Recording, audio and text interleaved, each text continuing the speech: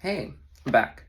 So, this next movie, The Exorcist Believer, I had to let this one sit for a while because when I first saw it, I didn't hate it. I just didn't like it. My biggest issue with it wasn't very scary. So, after sitting on it for a few months, I realized, that was okay. Just not very scary. Didn't redefine the bar when it comes to Exorcist movies. So let's start with what did work.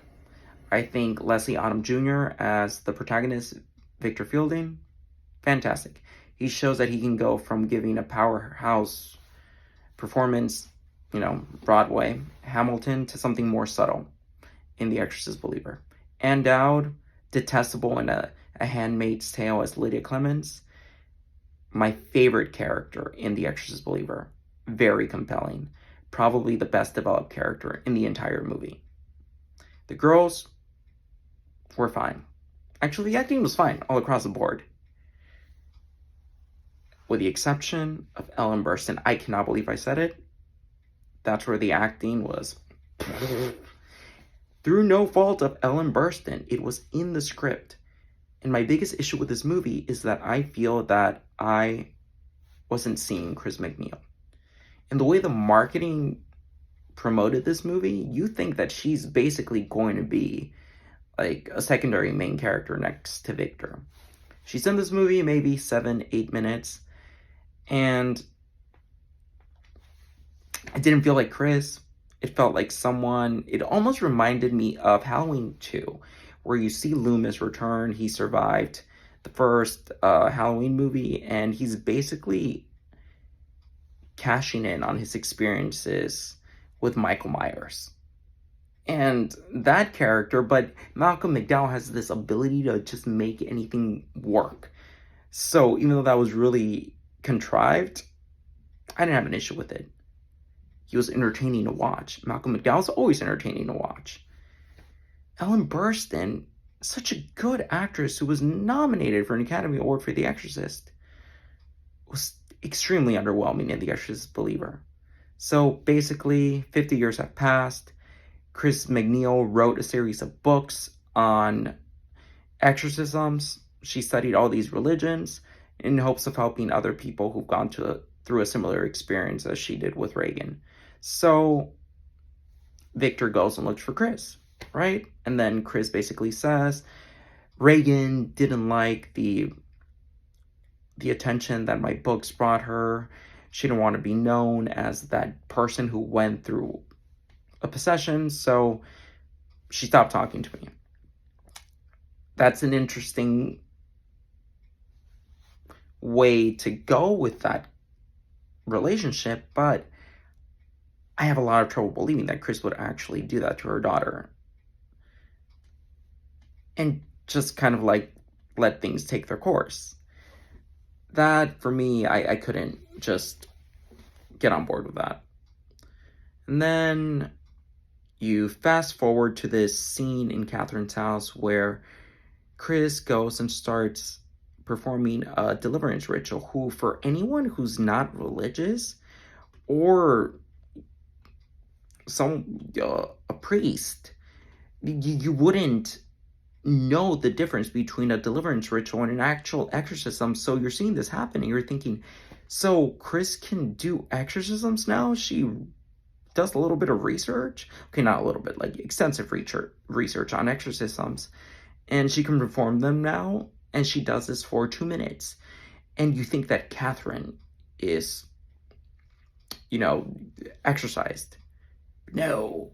They're just trying to trick us. All of a sudden, a possessed Catherine uses her supernatural abilities to get across and gouges out Chris's eyes, blinding her. What a lazy way to take out the character. So basically, Chris is in the hospital. She gives Victor some words of encouragement. You go and you fast forward to the exorcism. You have Nurse Anne, Ann Dowd's character, using her knowledge as a former practicing nun to help Victor exorcise Angela and Catherine. And then, like when the exorcism starts going awry, Father Mado, who's basically the Karis of this movie, comes into play.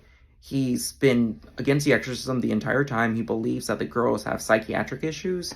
So finally, he decides, hey, I guess I'll help them because nobody else will.